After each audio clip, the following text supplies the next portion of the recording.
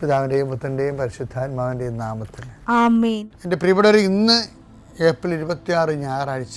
അമ്മേ പരിശുദ്ധ അമ്മേ, അമ്മേ പരിശുദ്ധമേ, ദൈവമാതാവേ, കൃപാസനത്തിലൂടെ ഞങ്ങളുടെ ദേശത്തിനും അമ്മ മധ്യസ്ഥം തേടി തന്ന എല്ലാ അനുഗ്രഹങ്ങൾക്കും കൃപകൾക്കും ഞങ്ങളിപ്പോൾ ഹൃദയം നിറഞ്ഞ നന്ദി പറയുന്നു. അമ്മേ പരിശുദ്ധമേ, ദൈവമാതാവേ, 2004 ഡിസംബർ 7 ഉച്ചകഴിഞ്ഞ് 2:30 കൃപാസനത്തിൽ സംഭവിച്ച അമ്മയുടെ പ്രത്യക്ഷപ്പെടലിനെക്കുറിച്ച് തിരുസഭയ്ക്ക് സമർപ്പിച്ചിരിക്കുന്ന പഠനരേഖകളുടെ സഭാത്മകമായ പഠനം ആരംഭിക്കുവാൻ ഞങ്ങൾ പ്രാർത്ഥിക്കുന്നു. അമ്മേ പരിശുദ്ധമേ, ഭൂസ്വർലോകങ്ങളുടെ രാജ്ഞിയായ അങ്ങേയ്ക്ക് ഭൗമസംരക്ഷണത്തിനായി പ്രപഞ്ചപ്രകൃതിയെ തന്നെ തിരുസഭ പ്രതിഷ്ഠിക്കുവാൻ ഈ പ്രത്യക്ഷീകരണം വഴി ഇടയാക്കണമേ. പരിശുദ്ധമേ, ജപമാല മാതാവേ, സകല കൃപാസനം പ്രാർത്ഥനയോടും ചേർത്ത് ഞങ്ങളിപ്പോൾ പ്രാർത്ഥിക്കുന്ന ഈ കുടുംബത്തിന്റെ പ്രത്യേക നിയോഗം പറ മക്കളെ.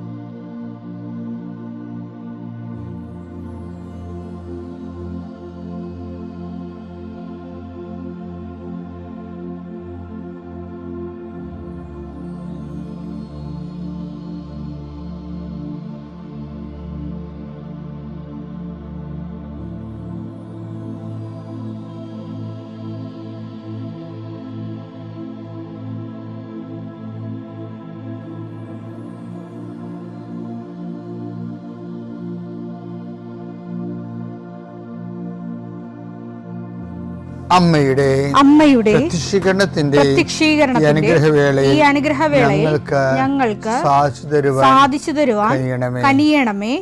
ആമേൻ. വിശ്വാസ പ്രമാണം. സർവശക്തനായ പിതാവും ആകാശത്തിന്റെയും ഭൂമിയുടെയും സൃഷ്ടാവുമായ ദൈവത്തിൽ ഞാൻ വിശ്വസിക്കുന്നു. അവിടുത്തെ ഏകപുത്രനും ഞങ്ങളുടെ കർത്താവുമായ ഈശോമിശിഹായിലും ഞാൻ വിശ്വസിക്കുന്നു. ഈ പുത്രൻ പരിശുദ്ധാത്മാവിനാൽ ഗർഭസ്ഥനായി കന്യകാമറിയത്തിൽ നിന്ന് പിറന്ന് പൊന്തിയോസ് പീലാത്തോസിന്റെ കാലത്ത് പീഡകൾ സഹിച്ച് കുരിശിൽ തറയ്ക്കപ്പെട്ട് മരിച്ച് അടക്കപ്പെട്ട് പാതാളങ്ങളിൽ ഇറങ്ങി മരിച്ചവരുടെ ഇടയിൽ നിന്ന് 3-ാം നാൾ ഉയർത്ത് സ്വർഗത്തിലേക്ക് എഴുന്നള്ളി സർവശക്തിയുള്ള പിതാവായ ദൈവത്തിന്റെ വലതുഭാഗത്തിരിക്കുന്നു. അവിടെ നിന്ന് ജീവിക്കുന്നവരെയും മരിച്ചവരെയും വിധിക്കുവാൻ വരുമെന്നും ഞാൻ വിശ്വസിക്കുന്നു. പരിശുദ്ധാത്മാവിലും ഞാൻ വിശ്വസിക്കുന്നു. വിശുദ്ധ കത്തോലിക്കാ സഭയിലും പുണ്യവാന്മാരുടെ ഐക്യത്തിലും പാപങ്ങളുടെ മോചനത്തിലും ശരീരത്തിന്റെ ഉയർപ്പിലും നിത്യമായ ജീവിതത്തിലും ഞാൻ വിശ്വസിക്കുന്നു. ആമേൻ. സ്വർഗ്ഗസ്ഥനായ ഞങ്ങളുടെ പിതാവേ, അങ്ങയുടെ നാമം പൂജിതമാകണമേ. അങ്ങയുടെ രാജ്യം വരണമേ. അങ്ങയുടെ തിരുമനസ് സ്വർഗത്തിലെ പോലെ ഭൂമിയിലും ആകണമേ. അന്നു വേണ്ടുന്ന ആഹാരം ഇന്ന് ഞങ്ങൾക്ക് തരണമേ. ഞങ്ങളോട് തെറ്റ് ചെയ്യുന്നവരോട് ഞങ്ങൾ ക്ഷമിക്കുന്നത് പോലെ ഞങ്ങളുടെ തെറ്റുകൾ ഞങ്ങളോടും ക്ഷമിക്കണമേ. ഞങ്ങളെ പ്രലോഭനത്തിൽ ഉൾപ്പെടുത്തരുതേ, തിന്മയിൽ ഞങ്ങൾ രക്ഷിക്കണമേ. ആമേൻ. നന്മ നിറഞ്ഞ മറിയമേ, സ്വസ്തി. കർത്താവ് അങ്ങയുടെ കൂടെ സ്ത്രീകളിൽ അങ്ങ് അനുഗ്രഹിക്കപ്പെട്ടവളാകുന്നു. അങ്ങയുടെ ഉദരത്തിൻ ഫലമായി ഈശോ അനുഗ്രഹിക്കപ്പെട്ടവനാകുന്നു.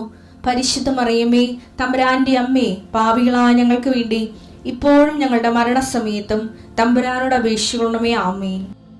കർത്താവേ, നിന്റെ ഉന്നതമായ നാമത്തിന് സ്തോത്രം ചെയ്യുന്നു. കർത്താവേ, നിന്റെ വിശുദ്ധ പൗരോഹിത്യത്തെ മഹത്വപ്പെടുത്തണമേ. കർത്താവെ, സഭയിലുള്ള സാന്നിധ്യം പ്രകടമാക്കണം. 40 വർഷം അർപ്പിച്ച കൃപാന്റെ യുഗതിയായി കൃപാസ്ഥാനത്താരെ ജീവനോടെ പ്രത്യക്ഷപ്പെട്ട പരിശുദ്ധ അമ്മയുടെ മാധ്യസ്ഥത്തിലെ ഞാൻ അങ്ങയുടെ മക്കൾക്ക് വേണ്ടി പ്രാർത്ഥിക്കുന്നു. അമ്മേ, ഈ പ്രഭാതത്തിൽ എത്രയോ പേരാണ് അമ്മേ ഈ ഒരു പ്രാർത്ഥനയ്ക്ക് വേണ്ടി കൊതിച്ച് കാത്തിരിക്കണത്.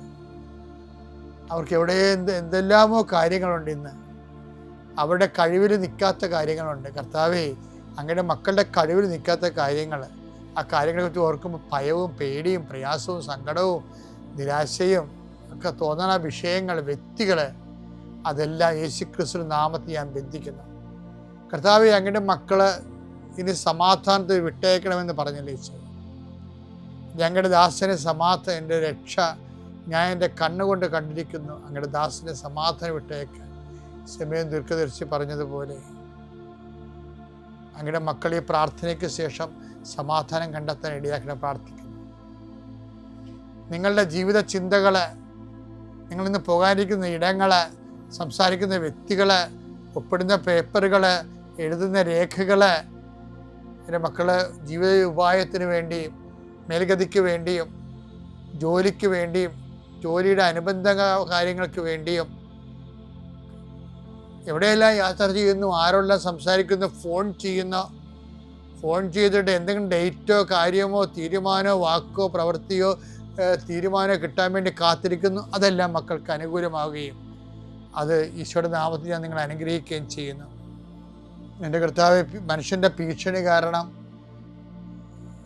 മനസ്സിന് സമാധാനം നഷ്ടപ്പെട്ടവരെ, അവരെ നീ ഏത് ഭവനത്തിൽ പ്രവേശിച്ചാലും ആ ഭവന സമാധാന ആശംസ അറിയിച്ച കർത്താവേ, നിന്റെ നാമത്തിൽ നെഞ്ചിലും നെറ്റിലും മുദ്രവാങ്ങി നിന്റെ നാമത്തിൽ വിശ്വസിക്കുന്ന ഒരു മനുഷ്യനെയും ആരും ഭിക്ഷപ്പെടുത്താൻ അനുവദിക്കരുത് കർത്താവേ. അവരെല്ലാം ശത്രുക്കളെ കാണുകയെ വിരുന്നൊരുക്കുന്ന ദൈവത്തിൻ്റെ ശക്തിവിശേഷം നിനക്കായി വിരുന്നൊരുക്കട്ടെ. നിൻ്റെ എല്ലാ ശത്രുക്കളുടെയും മുന്നിലെ നിത്യം പിതാവും പുത്രനും പരിശുദ്ധാത്മാവ് സർവീശ്വര എന്നേക്കും ആമേൻ. എൻ്റെ പ്രിയപ്പെട്ടവരെ, ബൈബിളിലെ അതിരസകരമായൊരു വാക്കുണ്ട്, ഭയങ്കര പ്രാക്ടിക്കലാണ്. നിങ്ങൾക്ക് കേൾക്കാതെ ഈ പ്രഭാഷകൻ 37 പ്രഭാഷകൻ 37:28 എല്ലാവർക്കും എല്ലാം നന്നല്ല. കേട്ടോ, എങ്ങനെയുണ്ട് പരിപാടി? എല്ലാവർക്കും എല്ലാം നല്ലതല്ല. ഇത് ബൈബിൾ ഇത് വളരെ ആപ്ലിക്കബിളായിട്ട് ഫോളോ ചെയ്യുന്ന കോമൺ പ്രിൻസിപ്പിളാണ്. ഞാനൊരു ദിവസം ഉണ്ടല്ലേ, എൻ്റെ ഒരു അടുപ്പക്കാരനുണ്ടായിരുന്നു, ഒരു ഓൾഡ് മിനിസ്റ്റർ. അപ്പം അദ്ദേഹം ഒരു മാസം കൂടുമ്പോൾ ചുമ്മാ വിസിറ്റ് വരാം. വയസ്സനായി, പണ്ട് മന്ത്രിയായിരുന്നു, ഞാൻ വകുപ്പൊന്നും വേണ്ട, അപ്പോൾ ഞങ്ങൾ പിടിച്ചെടുക്കും. അപ്പോൾ ജസ്റ്റ് ചുമ്മാ എന്നെ കാണാൻ വരും. അപ്പം ഞങ്ങളിടയ്ക്ക് തമ്മിലൊക്കെ പ്ലാൻ ഇട്ടിട്ട് ഗവൺമെൻറ് ലെവലിൽ കുറേ യാത്രകൾ നടത്തിയിട്ടുണ്ട്. ഒരു ദിവസം ഞാൻ ഇദ്ദേഹത്തിന് വീട്ടിൽ ചെന്നപ്പോൾ ഇദ്ദേഹം വീടിൻ്റെ തെക്ക് വശത്തുള്ള, അതാണ് എൻട്രൻസ്, തെക്കോട്ട് ദർശനം വീടിൻ്റെ ആ സിറ്റ് ഔട്ട് നിന്ന് തെക്കോട്ട് ഒരു 3 സ്റ്റെപ്പിട്ട എൻട്രൻസ്.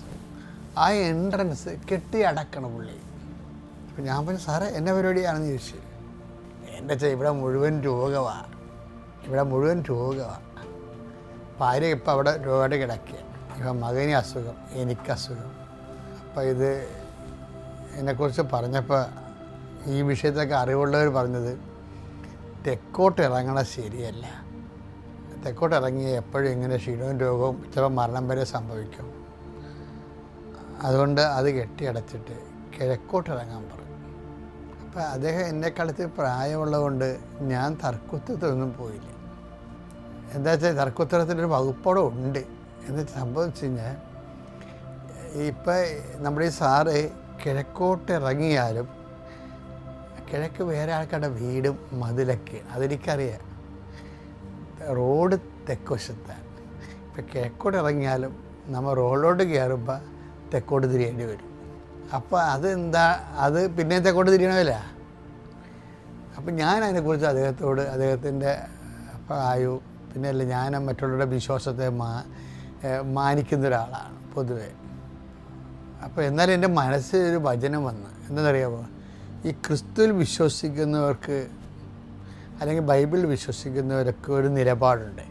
നിയമാവർത്തനം 18:14 നീ കീഴടക്കാൻ പോകുന്ന ജനതകൾ ജ്യോത്സ്യരെയും പ്രാശ്നികരെയും ശ്രവിച്ചിരുന്നു. എന്നാൽ നിന്റെ ദൈവമായ കർത്താവ് നിന്നെ അതിനനുവദിച്ചിട്ടില്ല. ആ തെറ്റാണ് ശരിയാണെന്നല്ല ബൈബിൾ പറയണത്. You are not allowed to do so. അതെപ്പോഴും നമ്മൾ ഓർക്കണം. അതായത് നമ്മൾ ക്രിസ്തുവിനെയും ഒരു കൈ പിടിച്ച് പിന്നെ നമ്മുടെ കൂടെ നമ്മുടെ പൊതുസമൂഹത്തിൻ്റെ വിശ്വാസങ്ങളെയും അങ്ങനെ നമുക്ക് പോകാൻ പറ്റത്തില്ല. ഓരോ വിശ്വാസത്തിനും അതിൻ്റേതായിട്ടുള്ള ഐഡൻറ്റിറ്റികളുണ്ട്. അപ്പോൾ നമ്മൾ തന്നെ തീരുമാനിക്കുക നമ്മൾ എവിടെയാണ് നിൽക്കണമെന്നുള്ളതിനെക്കുറിച്ച് ദൈവത്തിരുസന്നിധിയിൽ വ്യക്തത വരുത്തണം. ഇല്ലാത്തവൻ്റെ ഒരു പ്രാർത്ഥനയ്ക്ക് ഒരു പ്രസക്തിയില്ല. അത് വളരെ ഇങ്ങനെ ഇപ്പോൾ ഈ ദിവസങ്ങളിൽ ഞാൻ ഇത് ടൈം എടുക്കാൻ കാരണം, നിന്നെ അത് തെറ്റോ ശരിയാന്നല്ല പ്രശ്നം. അവരുടെ കരുത്ത് കയറാനോ അല്ലെങ്കിൽ അവരെ തിരുത്താനോ മേക്കട്ട് കയറാനോ ഒരു കാര്യമില്ല. Let them have their faith. പക്ഷെ നിന്നെ അതിനെ അനുവദിച്ചിട്ടില്ല.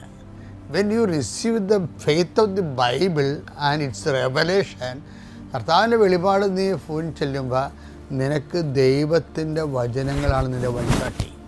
അതിനെതിരെ വരുന്ന ഒരു സാധനത്തിൻ്റെ നിങ്ങൾ പോയി തലവെച്ചാൽ ഒരു ഗുണം ഉണ്ടാകത്തിലും തന്നെയല്ല, നീ അത് കൺഫ്യൂഷനാണ്. വിരുദ്ധാഹാരം കഴിക്കുമ്പോൾ ഉണ്ടാകുന്ന ചില ആൾക്കാർ പറഞ്ഞേ മീനും മോരും കൂടെ കഴിച്ചു കഴിഞ്ഞാൽ വെള്ളപ്പാണ്ട് ഉണ്ടാകുമെന്ന് പറയും. അത് കുറേയൊക്കെ ശരിയാണ്, വൈദ്യശാസ്ത്രപരമായിട്ട് ശരിയാണത്.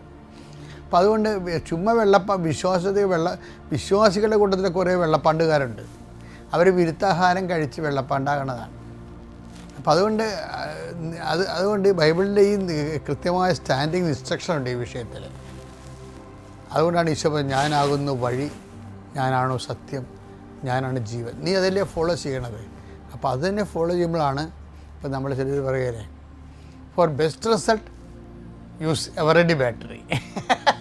അത് കമ്പനിക്കാരൊക്കെ തന്നെ പറയണത്, അവിടെ ആ ടോർച്ചിൻ്റെ ആ പ്രകാശം സമ്പൂർണ്ണമായിട്ട് കിട്ടണമെങ്കിൽ അതിനുവേണ്ടി ഡിസൈൻ ചെയ്തിരിക്കുന്ന അവരുടെ ബാറ്ററി ഉണ്ട്. അതാണ് വിഷയം. അല്ലാതെ എവറെഡി ബാറ്ററി എടുത്ത് കൊണ്ടുപോയി തോഷോ ഇടുകയോ അല്ലെങ്കിൽ റേഡിയോ ബാറ്ററി വെക്കുകയോ ചെയ്ത് കഴിഞ്ഞാൽ കമ്പനിക്കാരെ ഉത്തരവാദിത്വമല്ല. ഇതൊക്കെ ഒരു ഉദാഹരണം മാത്രമേ ഉള്ളൂ. ഈ ഉദാഹരണത്തിനും ഉപമകൾക്കും ഒക്കെ അതിൻ്റെതായിട്ടുള്ള ലിംബൻ ഡെഫ്നെസ് ഉണ്ടാവും. എങ്കിലും പെട്ടെന്ന് കാര്യം മനസ്സിലാക്കാൻ വേണ്ടി ഞാൻ പറഞ്ഞതേ ഉള്ളൂ. അപ്പോൾ വിശ്വാസത്തിൽ നീ ഷാർപ്പനാവുക.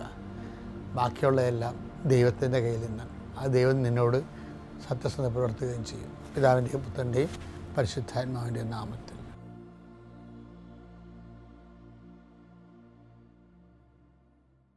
അത്യപൂർവ ദൈവാനുഭവങ്ങൾ ഇനി നിങ്ങൾക്കും സ്വന്തം. ഈ യൂട്യൂബ് ചാനൽ ഇതുവരെ സബ്സ്ക്രൈബ് ചെയ്തിട്ടില്ലെങ്കിൽ ഇപ്പോൾ തന്നെ സബ്സ്ക്രൈബ് ചെയ്യുക. ഈ വീഡിയോ ഇപ്പോൾ തന്നെ നിങ്ങളുടെ സുഹൃത്തുക്കൾക്ക് ഷെയർ ചെയ്തുകൊണ്ട് കർത്താവിൻ്റെ പ്രേക്ഷിതരാകുക.